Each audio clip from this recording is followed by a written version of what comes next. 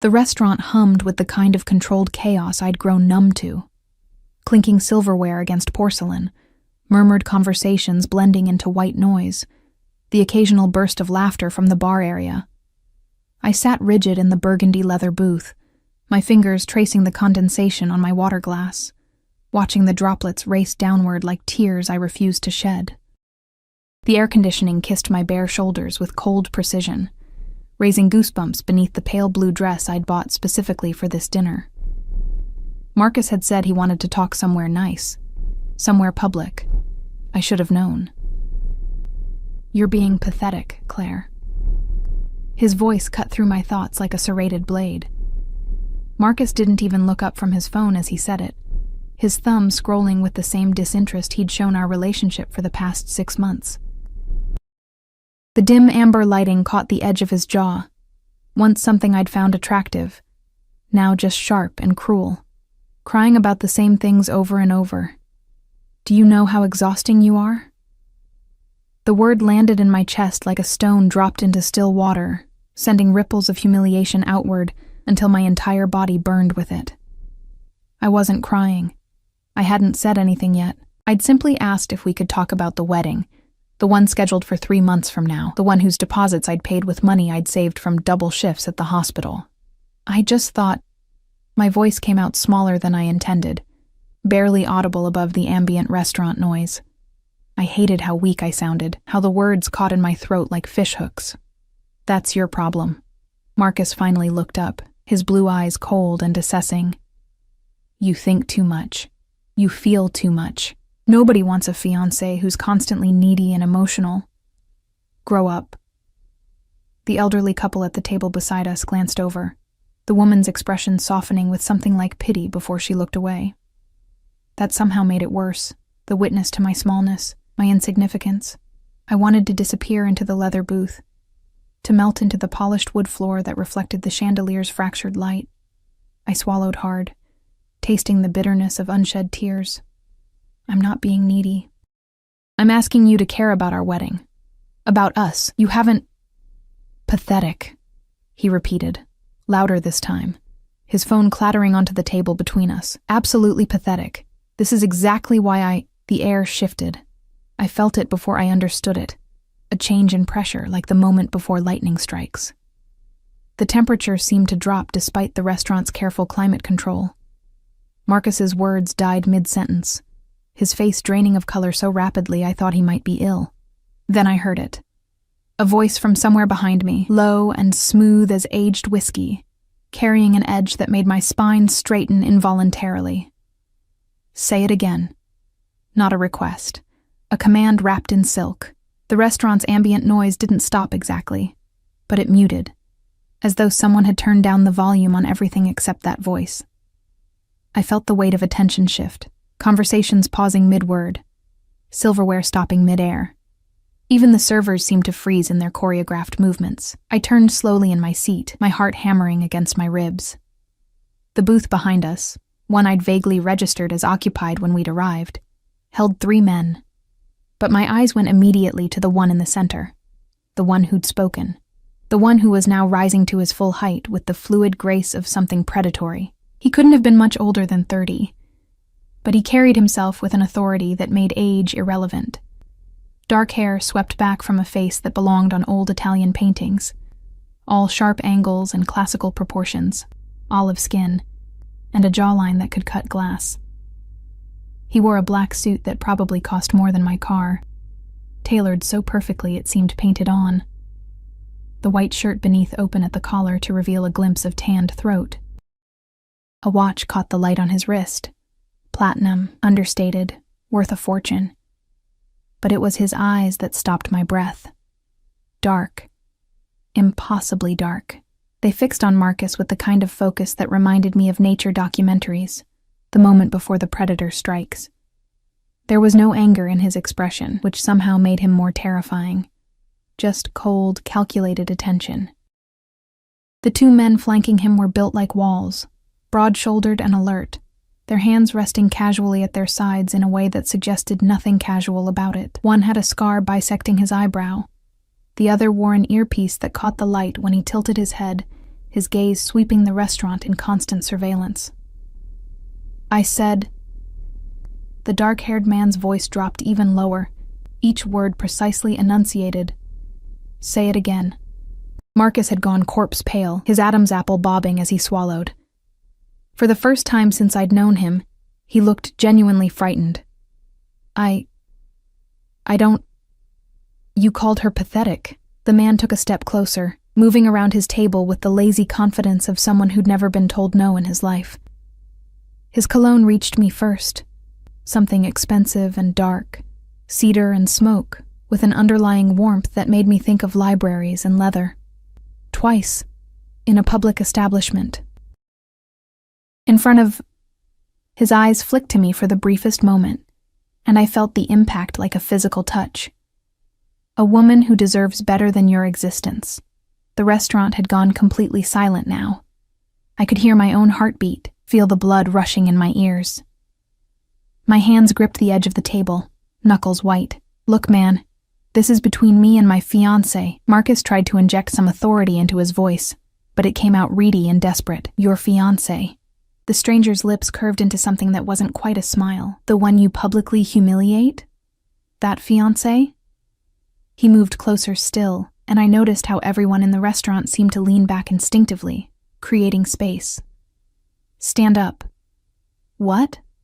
I don't have to. Stand up. 2 words, but they carried the weight of an avalanche. Marcus stood. His hands trembled as he gripped the table edge, and I realized with a strange detachment that I'd never seen him intimidated by anyone. He was always the one in control. Always the one who made me feel small. The dark-haired man studied him like an entomologist examining an insect. Apologize to her. This is insane, Marcus sputtered, his eyes darting to his phone, to the exit, anywhere but the man in front of him. You can't just... One of the wall-like men moved, just a fraction, but it was enough. Marcus flinched. I can do anything I want, the stranger said softly, conversationally, as though discussing the weather. This is my city. That, he gestured to the restaurant around us, is my establishment. You're breathing my air, and you just disrespected someone under my roof. His head tilted slightly, a predator calculating angles. So I'll ask you once more, and then I'll stop asking. Apologize. Marcus turned to me, his face blotchy with fear and resentment. Claire, I'm sorry. I didn't mean... Not to me. The dark-haired man's voice cracked like a whip. To her. Look at her when you speak. Mean it. The silence stretched. Marcus's hands were shaking visibly now. He looked at me, really looked at me, for the first time all evening, and I saw something break behind his eyes. Fear, yes, but also the dawning realization that the power dynamic had shifted irreversibly. I'm sorry, Claire, he whispered, for calling you pathetic, for everything. I couldn't speak. My throat had closed completely, shock and confusion and something else. Something warm and dangerous flooding through me. The stranger regarded Marcus for a long moment, then reached into his jacket. Marcus actually whimpered, but what emerged was a money clip, thick with $100 bills. He peeled off several and dropped them on our table with the casual disdain of someone discarding trash. That covers her meal. Yours too, though you don't deserve it. His eyes, when they met mine again, held something I couldn't name, and a generous tip for the server who had to watch this display. Then he turned to me fully, and the world narrowed to just his face. Up close, I could see the faint scar near his temple, the way his pupils dilated slightly as he looked at me. His presence was overwhelming, not just his physical size, though he was tall and broad-shouldered, but something else. Something that made the air feel charged. Forgive the interruption. His voice, when directed at me, lost some of its edge. Not soft, exactly, but less lethal. I don't tolerate disrespect in my establishments, especially not toward women who deserve infinitely better than... He glanced at Marcus with open contempt. Whatever that is. I should have thanked him, should have said something, but my voice had abandoned me entirely, lost somewhere between shock and the strange flutter in my chest as his dark eyes held mine. He reached into his jacket again. Marcus flinched again and produced a card. Heavy stock, matte black with raised silver lettering. He placed it on the table in front of me, his fingers brushing the wood close enough to mine that I felt the heat of his skin. "If he bothers you again," he said quietly, for my ears only, "call that number. Someone will handle it." Then he straightened, buttoned his jacket with one hand, and looked at Marcus one final time. "Leave. Don't come back to any establishment in this city that I own, and if I hear you've spoken to her like that again—" He didn't finish the sentence. He didn't need to. Marcus grabbed his phone with shaking hands and practically ran for the exit, bumping into a server on his way out. Not looking back, the dark-haired man returned to his booth, his two companions following like shadows. The one with the scar murmured something I couldn't hear. The stranger waved a dismissive hand, his attention already shifting to a phone one of them handed him, as though the entire confrontation had been nothing more than a minor inconvenience. The restaurant slowly came back to life around me, conversations resuming in hushed, urgent tones, servers moving again, the kitchen's distant clatter filtering through. But I remained frozen, staring at the black card on the table. No name. Just a phone number in silver ink, and below it, a single word. Protected. My fingers trembled as I reached for it, the cardstock cool and substantial against my skin. I looked up, back toward his booth, and found him watching me over the shoulder of the scarred man. Our eyes met across the dim restaurant lighting, and something passed between us, a current, a promise, a threat. I couldn't tell. He didn't smile, didn't nod, just held my gaze with an intensity that made my breath catch, then turned back to his conversation as though I'd ceased to exist. I sat there for 20 minutes, the card burning in my palm, my untouched meal growing cold, trying to understand what had just happened, trying to convince myself to leave, to forget, to go home and process the wreckage of my engagement. But I couldn't stop my eyes from drifting back to his table, couldn't stop wondering who he was, what he was, why he'd intervened. Couldn't stop remembering the way he'd looked at Marcus, like something to be erased, and the way he'd looked at me, like something to be protected, like something he'd already decided to keep. I didn't go home that night. Instead, I found myself walking the rain-slick streets of downtown, my heels clicking against wet pavement, the black card heavy in my clutch like a secret I wasn't ready to acknowledge. The city looked different somehow, sharper, more alive. Neon signs reflected in puddles, turning the ground into fractured mirrors of pink and blue and gold. The late autumn air bit through my thin dress, but I welcomed the cold. It kept me present, kept me from floating away on the surreal tide of what had just happened. Marcus had texted 14 times. I'd watched the notifications light up my phone screen without reading them. Each buzz another reminder of how thoroughly the evening had derailed from what I'd expected. He'd probably wanted to break up with me tonight. That's what the somewhere nice, somewhere public had meant. A clean ending in a controlled environment where I couldn't make a scene. Except someone else had made the scene for me. I stopped at the corner of 5th and Madison, staring up at the building that housed the restaurant. Only now, looking at it from the outside, did I notice the details I'd missed on the way in. The discreet security cameras. The valet parking that required more than just money. The way the doorman stood with military precision. The brass plaque beside the entrance read "Sovereign" in elegant script. Nothing else. No explanation, no welcome message. His establishment, he'd said. This is my city. A black SUV with tinted windows pulled up to the curb, and my heart stuttered before logic reasserted itself. Just another wealthy patron leaving dinner. The city was full of them. It didn't mean, but my hands were shaking as I turned away, heading toward the subway station 3 blocks down. My practical nurse's brain tried to catalog what I knew. Dangerous man, obvious power, probably criminal connections, the way his security moved, the casual violence implicit in every word. These weren't the markers of a legitimate businessman. I should throw the card away, block Marcus's number, go home to my shoebox apartment, call in sick tomorrow, and spend the day eating ice cream while watching terrible reality TV like a normal person processing a breakup. I should. The card burned against my palm through the leather of my clutch. 3 days passed before I touched it again.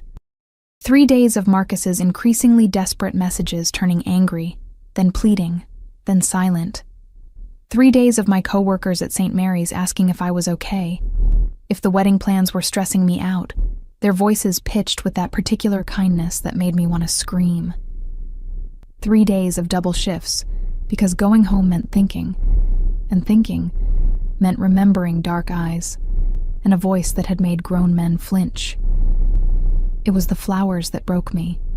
I came home on Thursday evening to find my apartment building's entrance blocked by the largest bouquet I'd ever seen. Blood-red roses, easily 4 dozen, arranged with white calla lilies in a crystal vase that probably cost more than my monthly rent. My landlord, Mrs. Chen, was hovering nearby with the kind of predatory curiosity that came from 40 years of managing the building. "Came this morning," she said, her Cantonese accent thick with excitement. "Delivery man said it was urgent, very fancy. From your Marcus? We're not." I couldn't finish the sentence, couldn't explain what Marcus and I were now. Instead, I searched the arrangement for a card, my stomach twisting. The envelope was black, heavy stock, expensive. My hands shook as I opened it. "You haven't called. I trust you're well." The roses seemed appropriate, thorns included. D. No explanation, no phone number, though he clearly had mine. Just a single initial in handwriting that looked like it had been formed with a fountain pen, each letter precise and deliberate. D. I stood there in the dingy hallway with its flickering fluorescent lights and peeling linoleum, holding a card from a man who'd terrified my ex-fiancé into a public apology, and felt something dangerous unfurl in my chest. Not fear exactly, something headier, something that made my pulse quicken and my skin feel too tight. "Your Marcus has good taste," Mrs. Chen said approvingly, very romantic. I didn't correct her. I just gathered the impossible bouquet. It barely fit through my apartment door, and set it on the kitchen counter that doubled as my dining table. The roses opened the space with their scent, heavy and sweet, transforming my shabby studio into something else, something that didn't quite belong to me anymore. I pulled out the black card I'd been carrying in my wallet for 3 days, studying it in the amber light of my single-floor lamp. Protected. What did that even mean? Protected from what? From whom? From yourself, a voice whispered in my head. From making decisions you'll regret. I should have thrown it away then, should have donated the flowers to the hospital, blocked whatever number he'd used to find my address, and moved on with my life. Instead, I found myself reaching for my phone. The number rang 3 times, each ring sending my heartbeat higher, before a male voice answered. Not his voice. Someone else's, clipped and professional. "State your name." I almost hung up. Claire Morrison. I received." "One moment, Miss Morrison." The line clicked. Classical music filled the silence, something baroque and precise. I paced my tiny apartment, stepping around the roses, my reflection catching in the darkened window. I looked small, uncertain. My hair falling out of its clip, my scrubs rumpled from a 12-hour shift, dark circles under my eyes. What was I doing? What did I think would happen? The music cut off. "Claire." His voice, unmistakable even through the phone, sent electricity down my spine. "I was beginning to think you'd decided to ignore my gift. My mouth went dry. "How did you get my address?" A pause. I could almost hear the smile in it. "I own this city, remember? Finding one nurse who works at Mary's and lives in a rent-controlled building on the east side isn't exactly challenging." He said it casually, without apology. "Did you like the roses?" They're too much. I can't accept." "You already did. They're in your apartment right now, aren't they? On your kitchen counter, if I had to guess. You don't have much space for something that extravagant." My blood ran cold. "Are you watching me?" "No." Simple, direct. "But I know your building." "Studio apartment, 4th floor, faces the street. Rent is $800 a month. which is criminal for the neighborhood, but you stay because Mrs. Chen doesn't ask too many questions and the hospital is walking distance. Am I close? I sank onto my second-hand couch, my legs suddenly unreliable. Who are you? Dangerous question. His voice dropped lower, intimate despite the digital distance. Are you sure you want the answer? You sent me flowers. You have my phone number, my address. I stopped, remembering the way Marcus had looked at him. The fear, the immediate capitulation. You scared Marcus badly enough that he's been radio silent for 2 days. I think I deserve to know who I'm talking to. Silence stretched between us, filled only by the faint sound of his breathing. Then, Dante Caruso. Though I suspect you've already Googled the name, I hadn't. But the way he said it, with that particular weight, told me I should have. Should I know you? A low laugh, dark and rich. Probably not. You work too many hours to pay attention to the news. You're too busy saving lives to notice whose names show up in the business section. A pause. Or the crime section. My heart hammered. You're... careful. The word was soft but absolute. Don't say anything you can't take back, Claire. Some knowledge is dangerous. I should have hung up. Should have blocked the number, called the police, done anything except what I did next. Why did you help me? The question came out barely above a whisper. At the restaurant. You didn't know me. I wasn't anyone to you. You were someone being disrespected in my establishment. His answer came quickly, but there was something beneath it, something unspoken. I don't tolerate that. That's not all of it. Another pause. Longer this time. When he spoke again, his voice had changed. Still controlled, but with an edge of something raw. No, it's not. Then what? Have dinner with me tomorrow night, and I'll tell you. My breath caught. I don't think that's... I'm not Marcus. The name came out like a curse. I won't humiliate you. Won't make you feel small.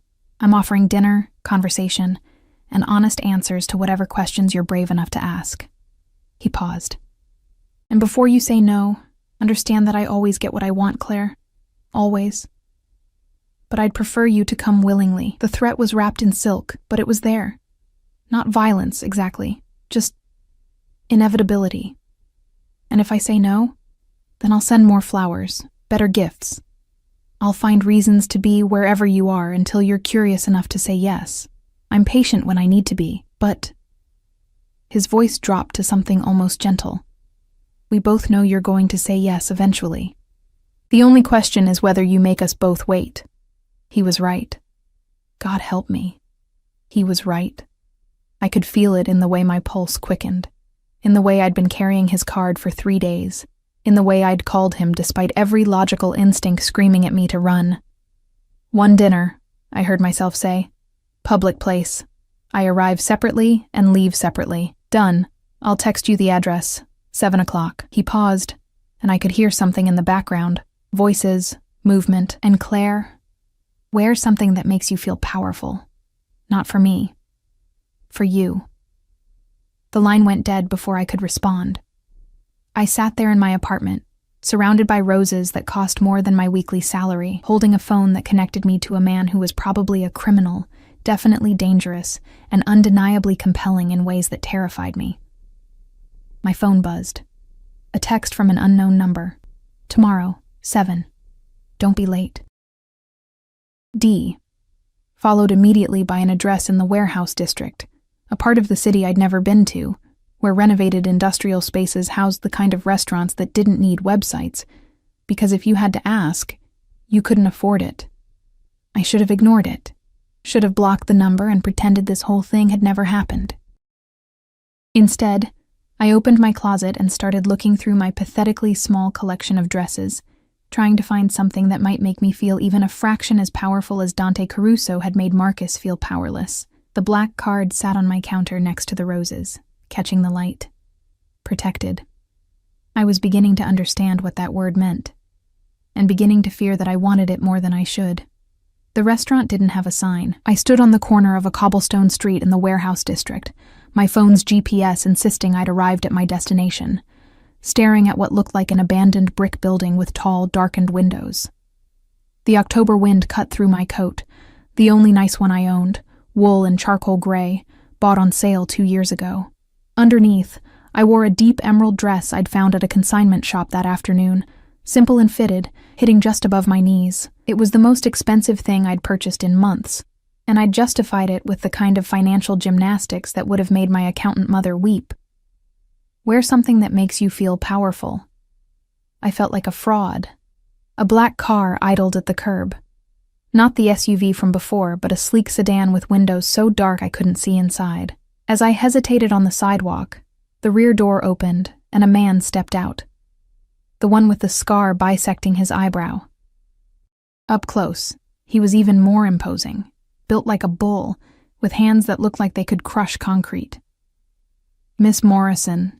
His voice was surprisingly cultured, almost gentle. Mr. Caruso is waiting inside. I'm Marco. I'll be escorting you. Every self-preservation instinct I possessed screamed at me to run. This was insane. I was a pediatric nurse from Queens who drove a 12-year-old Honda and had student loans that would outlive me. I didn't belong in whatever world Dante Caruso inhabited, but I thought of Marcus's face in the restaurant.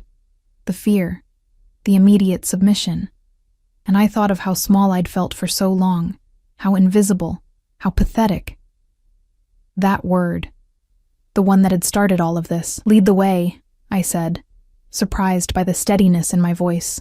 Marco nodded, a ghost of approval in his expression, and guided me to an unmarked steel door. He pressed his palm against a biometric scanner that I definitely hadn't noticed before. The lock disengaged with a heavy click that echoed in the empty street. Inside, the industrial aesthetic continued. Exposed brick walls, steel beams crisscrossing a ceiling that soared 3 stories high, Edison bulbs casting warm pools of light. But this was no abandoned warehouse. The space had been transformed into something extraordinary. Polished concrete floors reflected the ambient lighting. Modern art hung on the walls, originals, I suspected, by artists whose names I wouldn't recognize, but whose work probably cost 6 figures. The furniture was all clean lines and expensive materials, leather and dark wood and brushed metal. And it was completely empty, except for one table. Set in the center of the space beneath a vintage chandelier, a table for 2 waited like a stage set.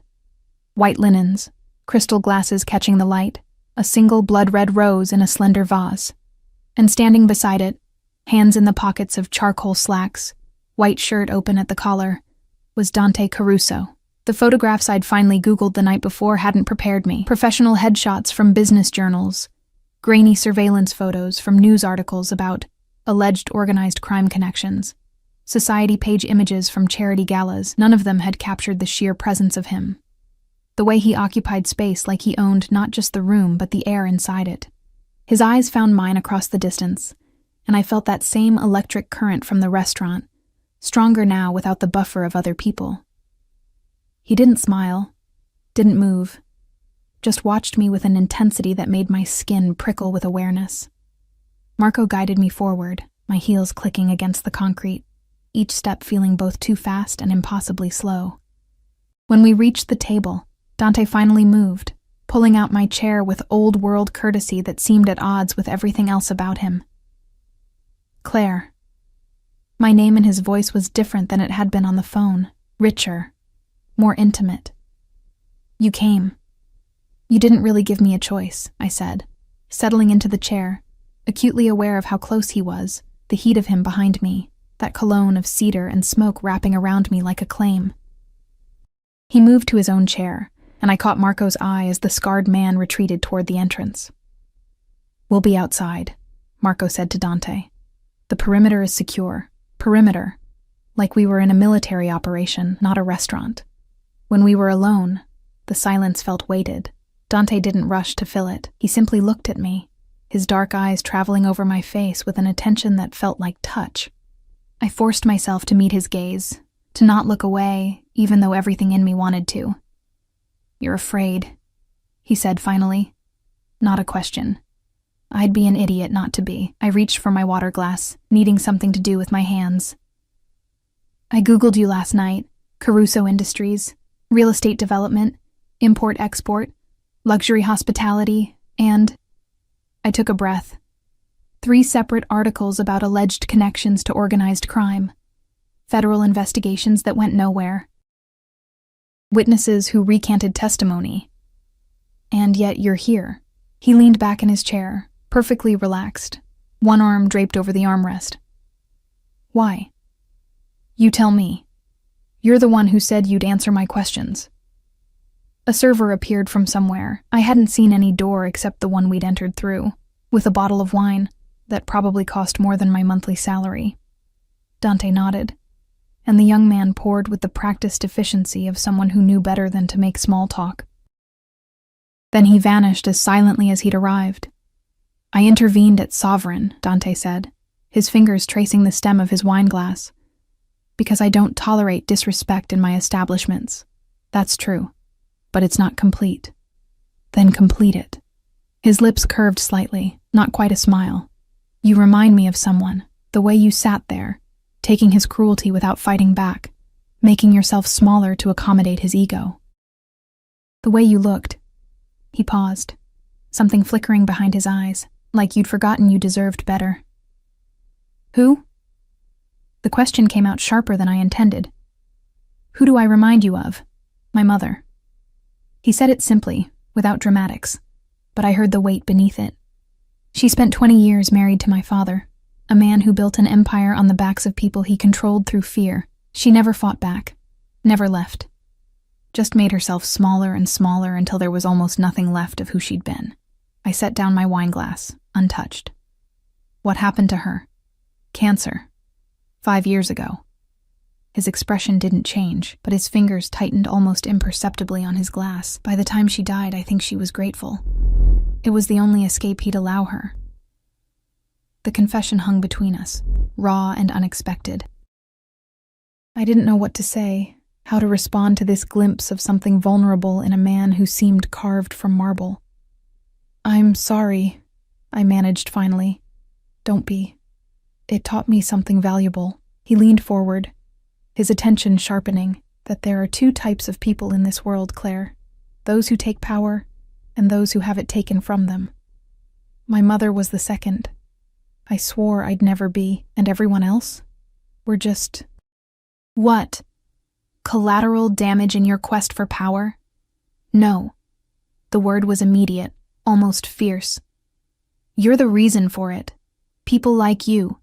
Good people who work themselves to exhaustion, who give everything and get nothing back, who let men like Marcus make them feel worthless. He stood abruptly, moving around the table with that predatory grace I remembered. You spend your days saving children's lives at a hospital that underpays and overworks you. You live in an apartment that should be condemned. You were engaged to a man who treated you like an inconvenience, and you never once thought you deserved more.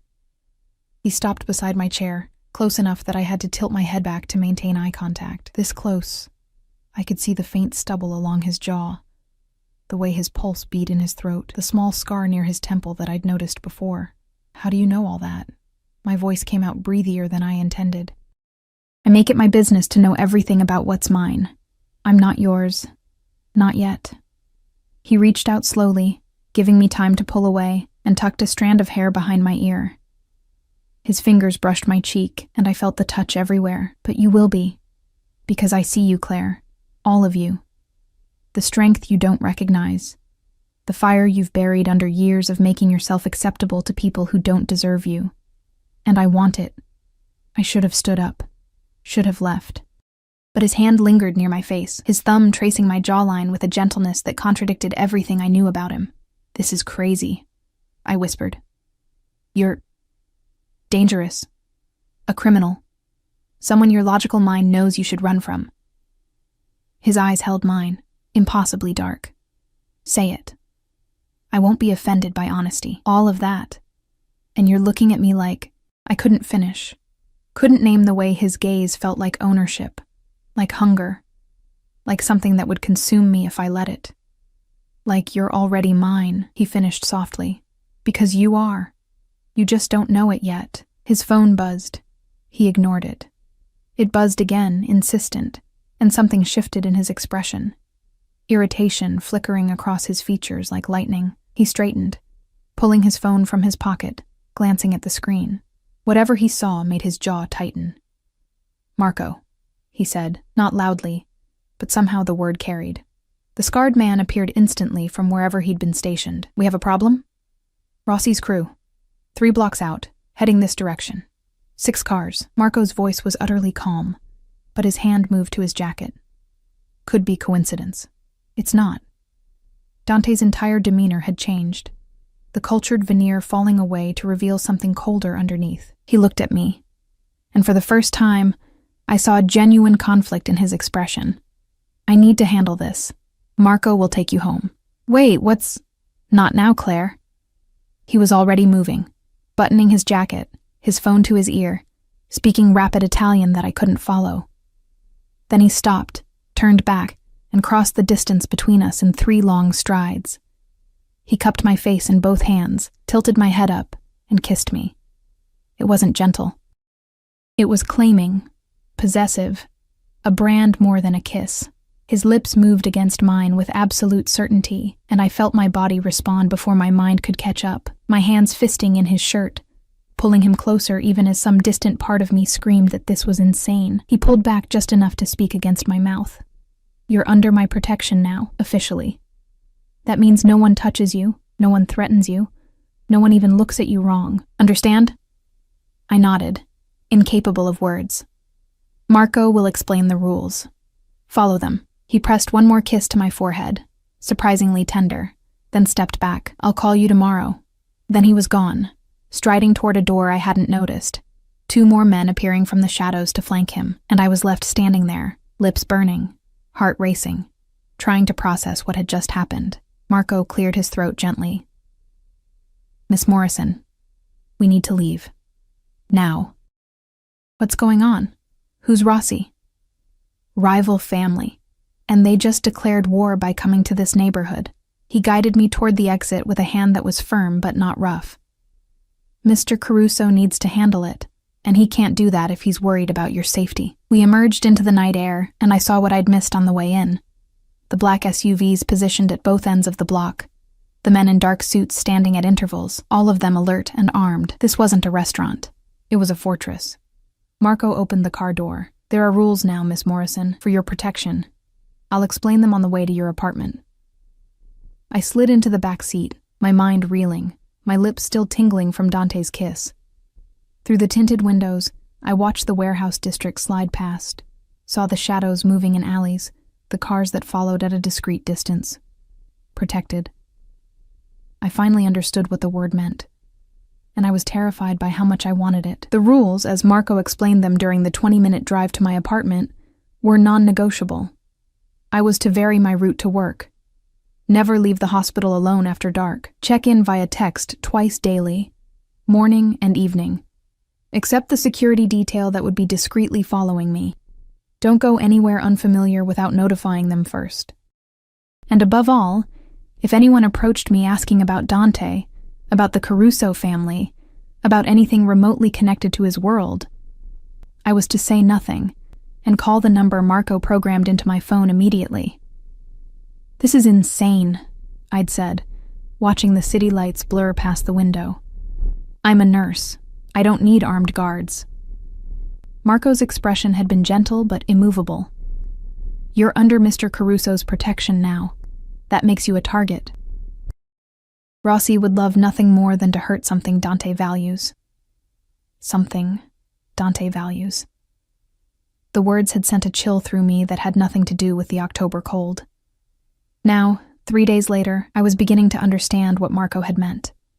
The first indication came Sunday morning when I left for my shift at St. Mary's. A black sedan was parked across from my building, windows tinted, completely unremarkable except that it had been there when I'd gone to bed and was still there when I woke. As I walked toward the subway, it pulled smoothly into traffic, maintaining a distance of exactly 1 block, my shadow. I should have been frightened, should have felt violated, stalked. Instead, I felt something I hadn't experienced in years. Safe. Like nothing could touch me as long as that car was there, as long as Dante's invisible net surrounded me. The second indication came at work. I was checking vitals on a 4-year-old with pneumonia, making silly faces to distract her from the blood pressure cuff, when my charge nurse, Patricia, appeared in the doorway with an expression I couldn't read. "Claire, there's someone here to see you. Says it's urgent." My heart jumped. "Who?" Didn't give a name. "Just said to tell you it's about the flowers." Patricia's eyebrows rose meaningfully. "Very well dressed. Very intense." I found him in the family waiting area, looking completely out of place among the anxious parents and crying children. Not Dante. I recognized this man from the restaurant, the one with the earpiece who'd stood at Dante's left.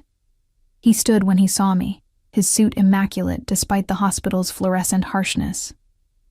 "Miss Morrison, I'm Luca. Mr. Caruso asked me to deliver this personally." He handed me a small box, black velvet, the kind that held expensive jewelry. "I can't accept. It's not a gift. It's a tool." His voice was quiet, pitched for my ears only. "Open it later, somewhere private, and wear it. Always." He left before I could argue, moving through the pediatric ward with the same efficient grace all of Dante's men seemed to possess. I slipped the box into my scrubs pocket, feeling it rest against my hip like a secret, and tried to focus on work, but my hands shook as I charted medications, and I kept touching the box through the fabric, wondering what kind of tool came in velvet packaging. I waited until my lunch break, locked myself in the women's locker room, and opened it. A necklace. Delicate white gold chain, so fine it looked like spider silk, with a pendant that seemed simple at first glance. A small disc, perhaps an inch in diameter, engraved with what looked like a family crest. Beautiful, but understated. The kind of thing I might actually wear without feeling ridiculous. The note tucked beneath it was in Dante's handwriting. "Press the center if you need me. I'll come. Always. D." My fingers trembled as I lifted the necklace. The pendant was heavier than it looked, and when I examined it closer, I saw the tiny seam around the edge. Not just jewelry. A panic button disguised as adornment. I should have refused it. Should have mailed it back. Ended whatever this was before it went any further. Instead, I clasped it around my neck, feeling the cool metal settle against my sternum like a claim, like a collar, like protection I didn't want to admit I needed. Dante called that night at 11, after my shift ended and I was home, exhausted and wired simultaneously. I'd been staring at my phone for an hour, the black card still on my counter beside the wilting roses, trying to convince myself not to answer when he called. I answered on the first ring. "You're wearing it." Not a question. Certainty in every syllable. I touched the pendant through my shirt. "How do you—" "It has a sensor. Tells me when you put it on, when you take it off, where you are if you press it." His voice was rough, like he'd been shouting or smoking or both. "You didn't take it off after your shift. Why?" I should have lied. Should have said I forgot, that it meant nothing. "It makes me feel safe," which is probably exactly what you intended. A sound between a laugh and something darker. "You're learning. That's good. You'll need to learn quickly." "Why? What happened with Rossi?" Silence stretched between us, filled with the sound of his breathing and distant voices in the background. "Nothing you need to worry about. It's handled." "Handled how?" "Claire." My name was a warning. There are parts of my world you don't want to know about. Trust me on this. "You can't do this." I stood, pacing my tiny apartment, anger bubbling up to replace the fear I'd been carrying. "You can't insert yourself into my life, give me armed guards and panic buttons, kiss me like—" I stopped, heat flooding my face. "Like what?" His voice dropped lower, intimate despite the phone line between us. "Like you're mine? Like I've been thinking about you every second since I left? Like the only thing that kept me sane tonight was knowing you were safe?" My breath caught. "Dante, I want to see you. Now. Tonight. It's almost midnight. I have a shift at 7. I don't care." The rawness in his voice made my stomach clench. "I need to see you, to touch you, to prove you're real and safe, and—" He broke off, and I heard something crash in the background, glass shattering. Fuck, I'm sorry. Tonight was difficult. Forget I said anything. "Where are you?" "My office. Downtown. Why? I grabbed my coat before I could think better of it. Send a car. I'll come to you. Claire, you don't have to. I know I don't. Send the car, Dante. He did. The building was unmarked, like the restaurant. But this was in the heart of the financial district, where skyscrapers competed for dominance. The car pulled into an underground garage, and Marco, apparently my permanent escort now, guided me to a private elevator that required both a keycard and a fingerprint scan. Top floor, he said, handing me the keycard. He's alone. Security is stationed on the floor below if you need anything. The elevator rose smoothly, my reflection staring back at me from the polished brass doors. I still wore my scrubs, my hair in a messy bun, dark circles under my eyes from too many shifts and too little sleep. I looked exactly like what I was. A woman who had no business being in this elevator, going to see a man who was probably a criminal because he'd said he needed her. The doors opened directly into a penthouse office that took my breath away. Floor-to-ceiling windows overlooked the city, making it look like a field of stars laid out below. The decor was all dark wood and leather, expensive art, shelves lined with books in what looked like Italian and Latin. A bar in the corner held bottles that probably cost more than my car. And standing by the windows, silhouetted against the city lights, was Dante. He'd shed his jacket. His white shirt was unbuttoned, sleeves rolled to his elbows, revealing forearms corded with muscle. His hair was disheveled like he'd been running his hands through it. When he turned, I saw the cut on his cheekbone, the beginnings of a bruise along his jaw. Christ, you actually came.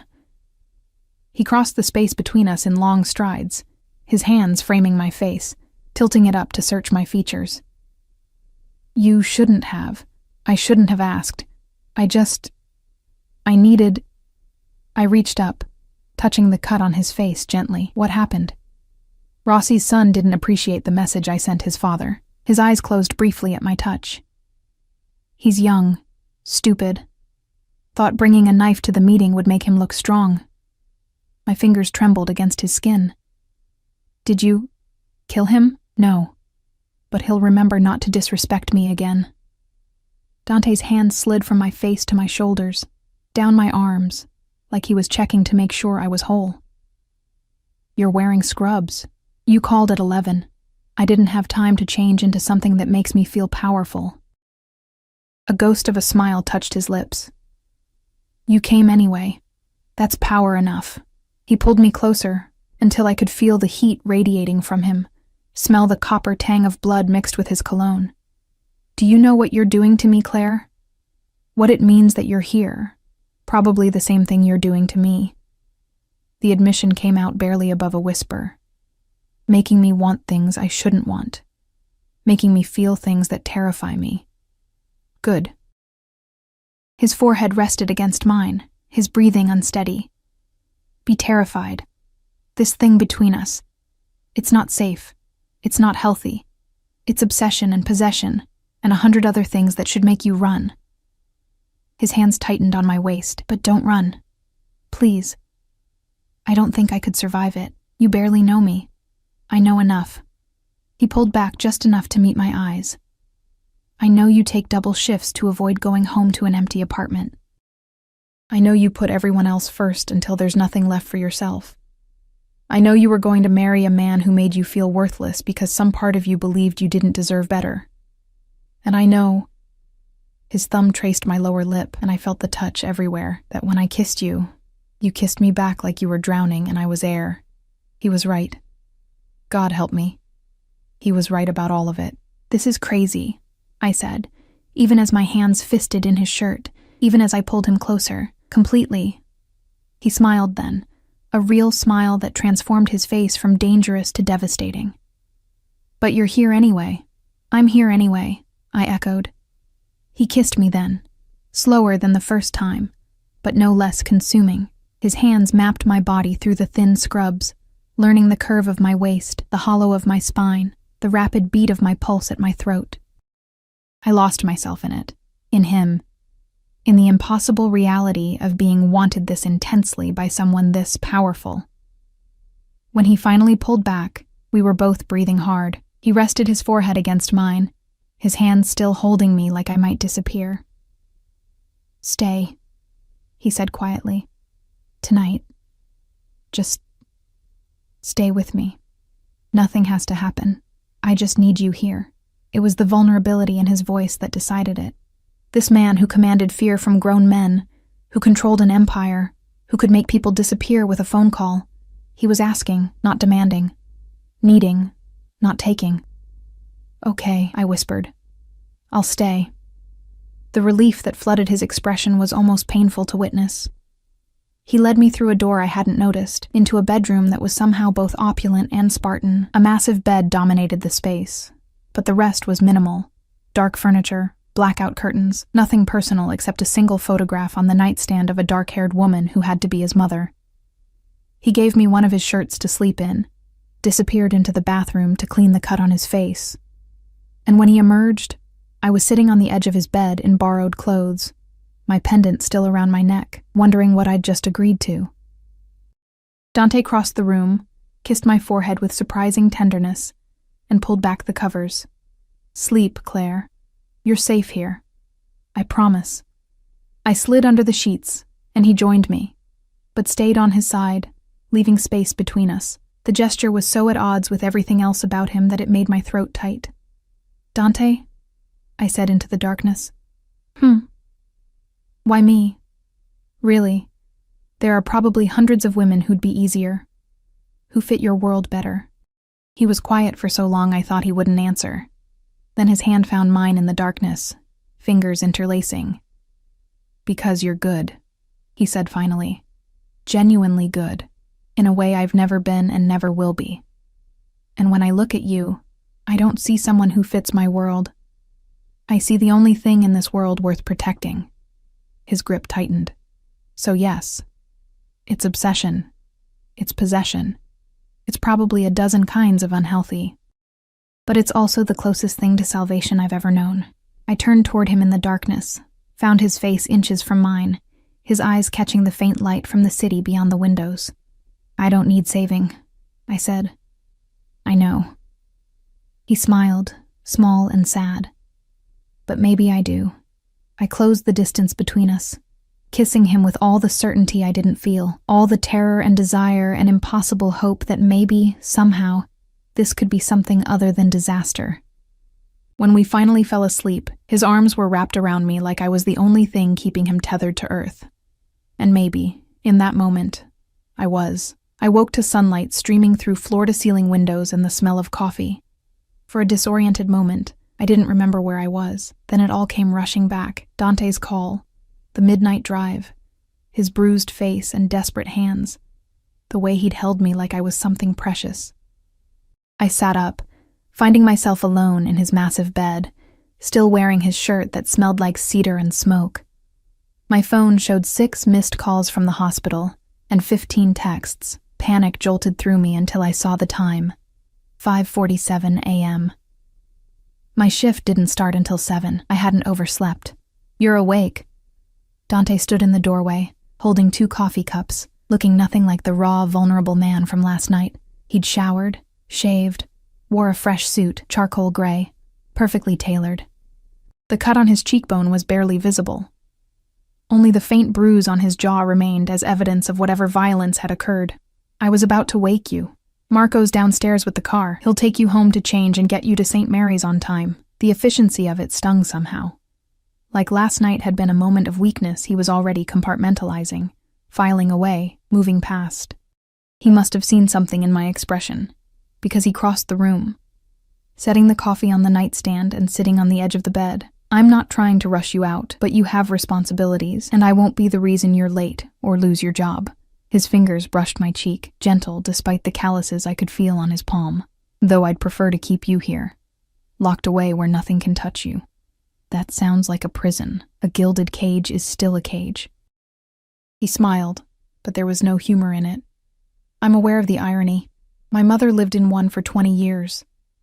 I swore I'd never do that to someone I—" He stopped, the word hanging unspoken between us. "Someone I care about." I caught his hand before he could pull away. "What happens now? Between us?" "That depends." His dark eyes searched mine, on whether you can accept what I am. Not who I pretend to be in boardrooms and charity galas, but what I actually am. a criminal. I said it plainly, without judgment. Among other things.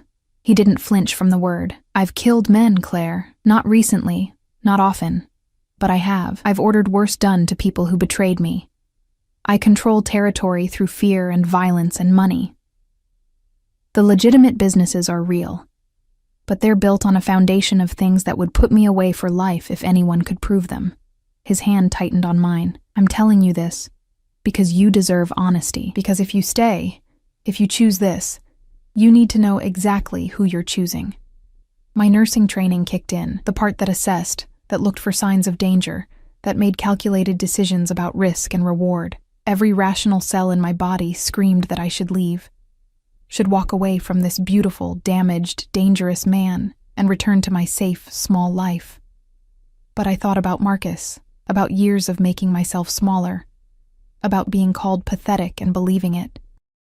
I thought about how Dante looked at me, not with the casual dismissal of someone who found me convenient, but with an intensity that suggested I mattered, that I was worth protecting, worth obsessing over, worth anything. I should be terrified, I said quietly. You should be. I should leave and never look back, probably. His thumb traced circles on my palm. But you won't. How do you know? Because you're still holding my hand. Because you slept in my bed and didn't run when you had the chance. Because...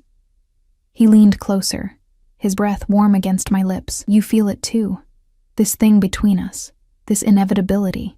He was right. I did feel it.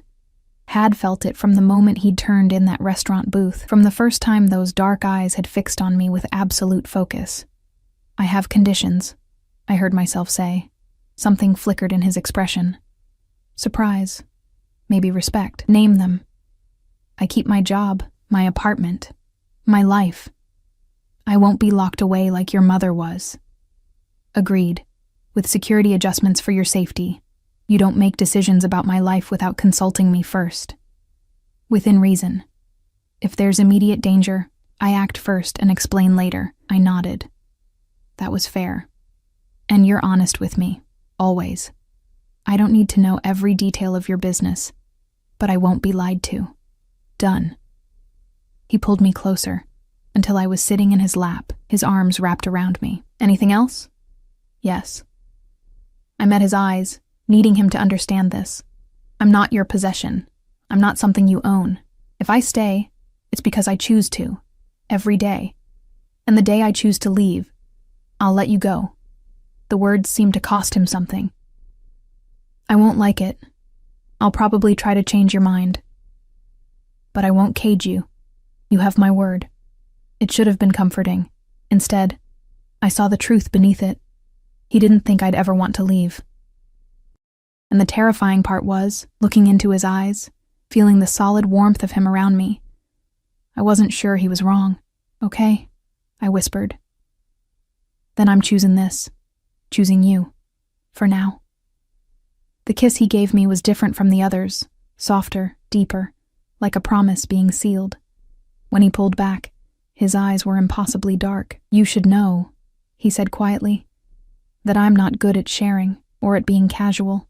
If you're mine, Claire, you're mine completely. That means I'll know where you are, who you're with, what you're doing. It means I'll eliminate any threat to you without hesitation. It means... Possession, I finished. Obsession. You already warned me. And you're staying anyway. I'm staying anyway. I touched the pendant at my throat. At least until you give me a reason not to. The next 3 weeks passed in a blur of doubled realities. By day, I was still Claire Morrison, pediatric nurse, living in a rent-controlled apartment, taking the subway to work. But now I had shadows, discreet but present. The black sedan that followed me everywhere. The security detail that Marco coordinated with military precision. My coworkers noticed but didn't ask, probably assuming I had a wealthy boyfriend who was overprotective. They weren't entirely wrong. By night, I existed in Dante's world. Dinners at restaurants that didn't have signs, driven in cars that cost more than I'd make in 5 years, surrounded by men who carried guns, and showed me the kind of deference usually reserved for royalty. Dante introduced me to his inner circle, Luca with his quiet competence, Marco with his unexpected gentleness, others whose names I learned and whose loyalty to Dante was absolute. I met his world, but I kept mine separate. He never pushed to meet my friends, never suggested I quit my job, never tried to change who I was. Instead, he adapted, learning my schedule, arranging dates around my shifts, sending food to the hospital when he knew I'd worked through lunch. The possessiveness was there, always there, simmering beneath the surface, the way his jaw tightened when male doctors spoke to me, the time a patient's father had touched my arm in thanks, and I'd seen Dante's expression go cold before he controlled it. The rules that expanded gradually: text when you arrive somewhere, text when you leave, call if plans change, never go anywhere alone after dark. But it never felt suffocating, maybe because he balanced it with freedom in other ways. My apartment remained mine, my bank account remained mine, my choices remained mine. He offered, never demanded. Suggested, never ordered. Until Marcus came back. It happened on a Wednesday evening.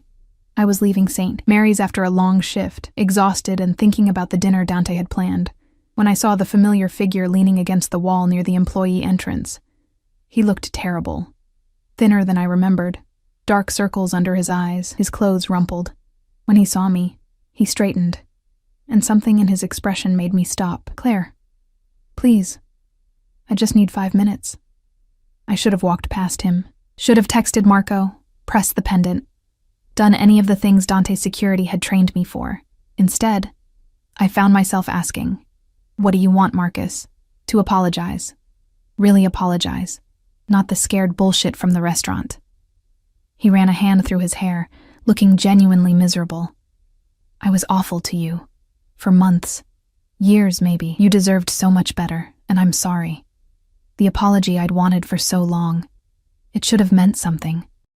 Should have brought closure or satisfaction or something. Instead, I felt nothing. Just a distant pity for this man who'd once made me feel small." "Okay," I said simply. "Apology accepted. Goodbye, Marcus." "Wait." He stepped closer, and I saw Marco's sedan pull around the corner, approaching fast. "I know you're with him now, Caruso. Everyone knows. It's all over the society pages, the business news.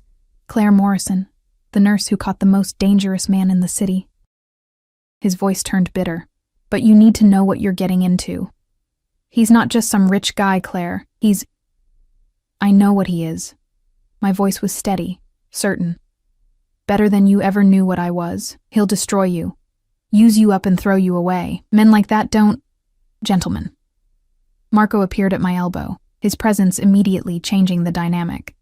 2 other security personnel flanked him, their attention fixed on Marcus with predatory focus. "Miss Morrison's ride is here. I suggest you move along." Marcus paled, stepping back. "This isn't over, Claire. When he's done with you, he won't be." The certainty in my voice surprised even me. "Because I won't let him. Now leave, Marcus, before you say something that makes this worse for yourself." Marco guided me to the car, and I didn't look back. Didn't need to. That chapter of my life was closed, buried, done. My phone rang before we'd gone 2 blocks. Dante's name lit the screen. Marco told me. His voice was tight with controlled fury. "Are you hurt? Did he touch you?" "I'm fine. He just wanted to apologize." "Apologize?" The word came out flat, dangerous. "After months of making you feel worthless, he thinks a fucking apology is sufficient?" "Dante, I'm going to—" He stopped, and I heard him take a deliberate breath. "What do you want me to do, Claire? Name it. Anything." This was the moment. The test of everything we'd built over the past 3 weeks. I could ask him to hurt Marcus, to punish him, to make him disappear, and he would. Without hesitation, because that's what he was, what he'd always been honest about being. Or I could ask for something different. "I want you to let it go," I said quietly. "He's nothing to me now. Less than nothing. Making him suffer won't change the past, and it won't change how I feel about you." Silence. Then, so quietly I almost missed it, "How do you feel about me?" The car pulled up to my apartment building. I saw the lights on in my window, Dante waiting for me because he had a key now, because we'd reached that stage without really discussing it, because this had become as much my relationship as his. "Come upstairs," I said, "and I'll tell you." He was standing by my window when I entered, still in his work suit, the city lights painting shadows across his face. He turned when I closed the door, and the vulnerability in his expression stole my breath. "I meant what I said that first night," he said before I could speak. "About you being the closest thing to salvation I've ever known. These past 3 weeks, watching you navigate both worlds, seeing you refuse to change who you are despite the pressure, the way you still take extra shifts even though I could give you anything you want." He crossed to me, his hands framing my face with a gentleness that contradicted everything else about him. "I love you, Claire. Obsessively, possessively, in ways that probably aren't healthy, but completely, utterly, without reservation." The words landed in my chest like stones dropped into still water, sending ripples through everything I thought I knew about myself, about what I wanted, about what I deserved. "I love you too," I whispered, and felt the truth of it settle into my bones. Even though it's crazy, even though it terrifies me, even though every logical part of my brain says this is temporary insanity, it's not temporary. His forehead rested against mine, his breathing unsteady. "I don't do temporary, Claire. When I commit to something, I commit completely. You need to understand that. This isn't a phase or a fascination. This is..." He pulled back just enough to meet my eyes. "This is everything. I know." And I did. Could see it in the way he looked at me, in the security detail that followed me everywhere, in the pendant I never took off, in 1,000 small adjustments he'd made to his dangerous life to accommodate my safer one. "You're everything to me too," which is either the best decision I've ever made or the worst. Probably both. He smiled then, that rare, genuine smile that transformed his face. "But you're choosing it anyway." "I'm choosing it anyway," I echoed. He kissed me then, and it felt like falling and flying simultaneously, terrifying and exhilarating and inevitable. When he pulled back, his eyes were impossibly dark, filled with promises I knew he'd keep. "Marry me." The words hung between us, shocking in their simplicity. "What?" "Marry me, Claire. Not because I want to own you, though there's definitely some of that. Not because I want to cage you, though every possessive instinct I have wants to lock you away where nothing can touch you. But because I want the world to know you're mine as completely as I'm yours. Because I want the legal protection it gives you. No one can force you to testify against me. No one can use you as leverage the same way. Because..." His thumb traced my lower lip. "I want to wake up every morning for the rest of my life knowing you chose me. That this brilliant, compassionate, strong woman looked at all my darkness and decided I was worth loving anyway. I should have said it was too soon. Should have pointed out we'd only known each other for 3 weeks. That this was moving too fast. That marriage to a man like Dante Caruso came with dangers I couldn't fully comprehend. Instead, I thought about how he'd looked at Marcus with murder in his eyes, but let him walk away, because I asked. About the way he balanced his possessive nature with genuine respect for my autonomy. About how he'd taken the broken pieces of my self-worth and handed them back as something precious. About how, for the first time in my life, I felt truly seen, truly valued, truly protected, not because I was weak, but because I was worth protecting. "Yes," I said, and watched his expression transform into something almost painful in its intensity. "Yes, I'll marry you, Dante Caruso, even though you're dangerous and possessive and probably going to drive me insane, even though this is the craziest decision I've ever made. Yes." He kissed me with bruising intensity, lifting me off my feet, carrying me toward my bedroom while I laughed against his mouth. And somewhere in the back of my mind, I registered that this was it. The point of no return, the moment I stopped being Claire Morrison, independent pediatric nurse, and became something else entirely. Claire Caruso, protected, cherished, loved by a man who would burn the world down to keep me safe. It should have terrified me. Instead, wrapped in his arms, his ring, produced from his pocket with the efficiency of someone who'd been planning this, heavy and perfect on my finger, I felt something I'd forgotten I could feel. Powerful. 6 months later, The wedding was small, private.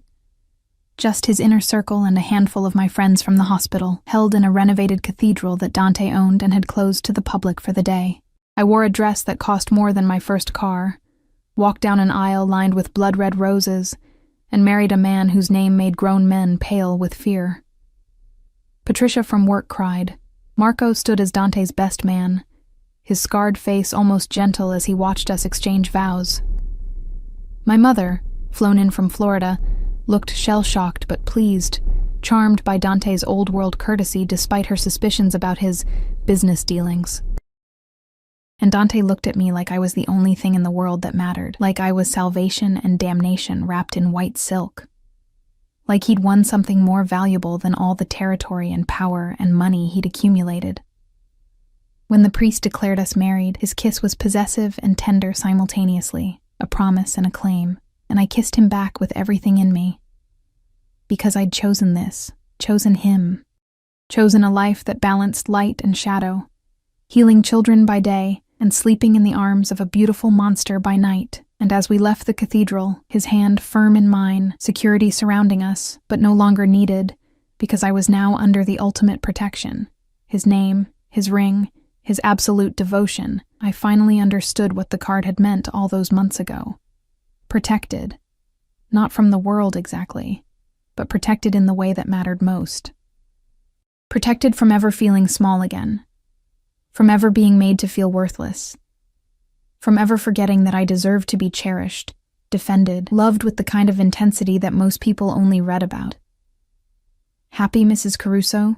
Dante murmured against my ear as we settled into the car that would take us to the private airfield, to the plane waiting to carry us somewhere tropical and private for 2 weeks away from everything. I touched the pendant that now hung alongside my wedding ring, both symbols of his obsession, his possession, his love. Both things I wore willingly, gladly, knowing exactly what they meant. Deliriously, I said, and meant it. He smiled, that rare, genuine smile, and pulled me close. Good. Because you're stuck with me now, for better or worse. Probably a lot of worse, knowing my life. I can handle it. And I could. Had proven it over the past 6 months, navigating his world while maintaining my own identity, earning the respect of his men, and the grudging acceptance of his rivals. Becoming not just Dante Caruso's wife, but Claire Caruso, someone formidable in her own right. I know you can. His lips brushed my temple. That's why I love you. The car pulled away from the cathedral, carrying us toward whatever future we'd build together. Dangerous and beautiful, and completely ours.